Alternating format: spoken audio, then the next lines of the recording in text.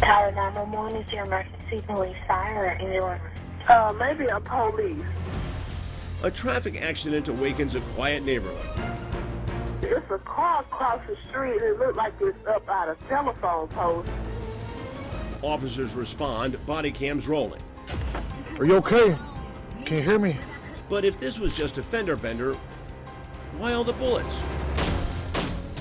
Why all the blood? Was this a freak accident? It's not a car wreck like they initially thought. Or was this woman silenced? I was executed. Ty Underwood, beautiful, vivacious, unique. Ask anyone who knew her. Ty was amazing. She was just an outstanding person. She was loved by family and friends. Didn't let nothing get in her way. She said if there was a will, there was a way. And we lived by that. And the way she lived was different too. Ty was born a man.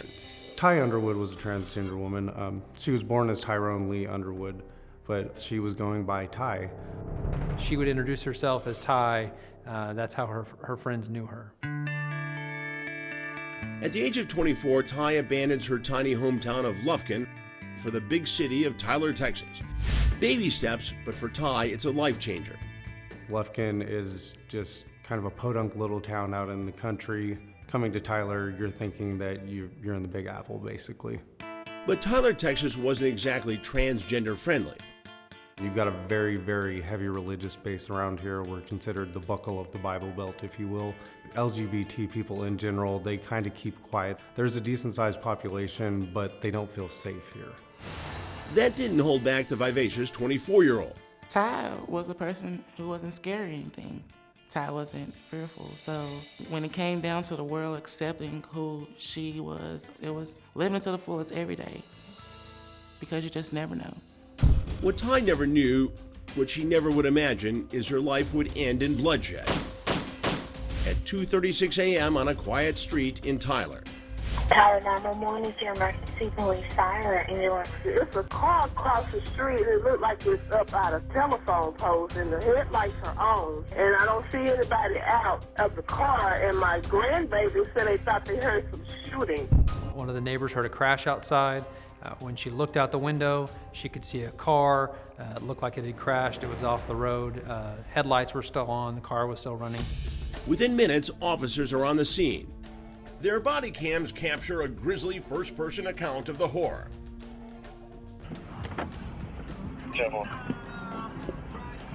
Oh, ma'am. Can you hear me? Are you okay?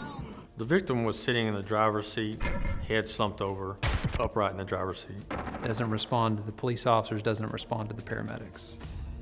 But it doesn't take long for cops to realize this is more than a simple accident. Quite a bit of blood, unusual for this kind of wreck, so. That's when they see that there's blood, gunshot wounds, which obviously wouldn't be explained by the car wreck. There was blood on the steering wheel, the dashboard, the front windshield, inside the doors. The blood is Ty Underwood's. She's bled out, dead on the driver's seat. It's not a car wreck like they initially thought. This is a homicide. These are gunshot wounds. Police count the bullet holes, from the back of the vehicle to the ones that ended Ty Underwood's life. One of the first things that stands out is not just that Ty was shot, but how many times Ty was shot. 5 gunshots were fired, 4 of the rounds struck the victim. Illuminated only by headlights and flashlights, officers go over every inch of the street as they try to piece together the last moments of Ty's life. The gunshots came from the right side of Ty towards the left, which indicated that the shooter was sitting in the passenger seat shooting towards the driver. That's right, Ty's killer was sitting right next to her. Cops believe the shooter opened fire, then jumped out while Ty was driving. Ty wasn't just shot once. Ty was shot once, twice, began to flee, driving away. Bleeding, her punctured lungs failing, Ty hits the accelerator. And that person kept shooting, chasing the car and shooting Ty. So obviously whoever's shooting at this person wants to make sure the job's finished. So there was paint, broken glass, hit mailboxes, actually turned around and come in reverse and come back towards where the initial shooting happened and then wrecked into the grass. Trapped in the mud, Ty can't escape. The wheels were dug into the dirt. It had been put into reverse, looking like the driver was trying to back out and get away. The victim didn't have a chance to survive this. Police think they know how Ty was killed. The question now becomes why. They swab the interior for DNA. And take note of this, the cash left in the console. There's money in the car, there's nothing taken, but, Ty was shot while fleeing. So clearly, there's a motive other than robbery or just an altercation. And there's one more crucial clue. They find Ty's cell phone. The detectives actually thought the radio was playing in the car, and it turned out the cell phone was playing music. That caused the cell phone battery to drain and to go dead. Did Ty know her killer? The answer could be locked up behind a 4-digit passcode. They needed the code to unlock the phone. They couldn't get into the cell phone right away to figure out who Ty had been communicating with. That would mean that they would never find the person who killed Ty Underwood.